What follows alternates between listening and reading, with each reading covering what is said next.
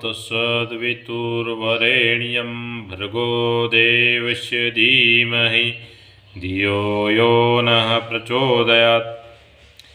ते अस्मभयं शर्म यशन्नुब्रां मर्त्येभ्यः बाधमाना अपहद्विषः।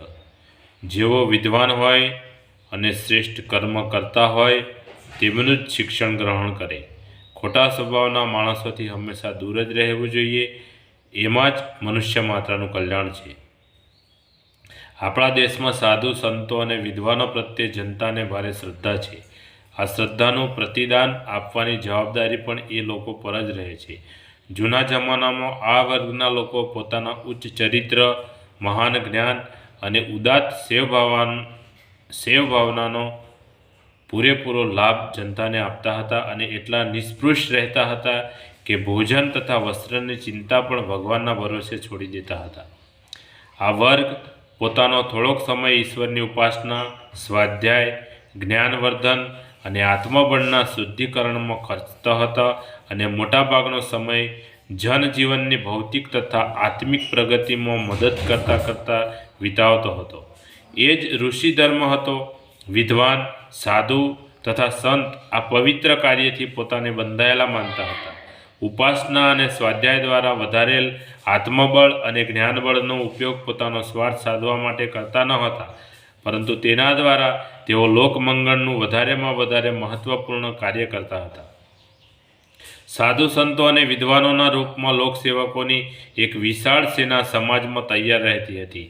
આવા ઉદાર મનવાળા ઘણા ઉપયોગી વર્ગ પ્રત્યે લોકોના મનમાં ભાવભર્યો આદર રહેતો હતો। આજકાલ તો સ્થિતિ ઘણી જ વિષમ થઈ ગઈ છે। અજ્ઞાની જનતા જો પોતાના કર્તવ્યોને ભૂલી જાય તો માફ કરી શકાય, પરંતુ ભારતના આત્માના પ્રતિકરૂપ અને વિદ્વ સમાજ જો પથભ્રષ્ટ થવા લાગે તો તેને દુર્ભાગ્યપૂર્ણ જ કહેવામાં આવશે। જનતા પાસેથી એન પ્રકારે ધનલાભ અને પૂજા સન્માન પ્રાપ્ત કરવા માટે ઋષિઓએ આ વર્ગની સ્થાપના નહોતી કરી। આજે મોટે ભાગે લોકો પોતાના જ્ઞાન અને વિદ્વત્તાને જનતા સુધી પહોંચાડવાના બદલે તેને લૂંટવામાં જ રચાપચા રહે છે। મફતનું ખાવાનો પોતાનો જન્મસિદ્ધ હક માનવાની અહંતા જામી ગઈ છે। મફતનું લેવું અને ચોરીથી પણ વધારે મોટું પાપ માનવામાં આવે છે।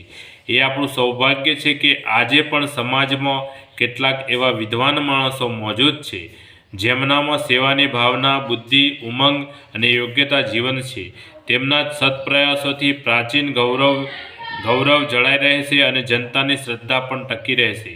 આ વિદ્વાનોની જીવનચર્યાનું લક્ષ્ય અને ઉદ્દેશ એ જ છે કે તેઓ જનમાનસને ઊંચું ઉઠાવવા અને સમાજમાં સત્પ્રવૃત્તિઓ વધારવા માટે પોતાની બધી ક્ષમતા અને યોગ્યતા વાપરતા રહે।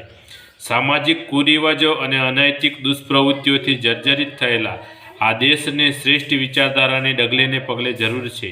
એના માટે શિક્ષણાત્મક, રચનાત્મક, સંઘર્ષાત્મક અને અનેક પ્રયત્નો કરવા પડશે।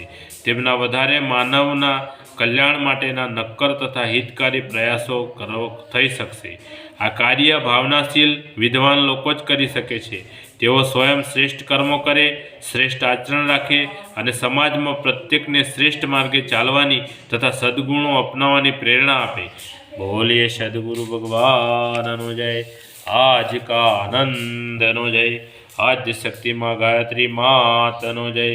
ઓમ ગમ ગણપતે નમઃ। પાર્વતી પતય હર હર મહાદેવ હર।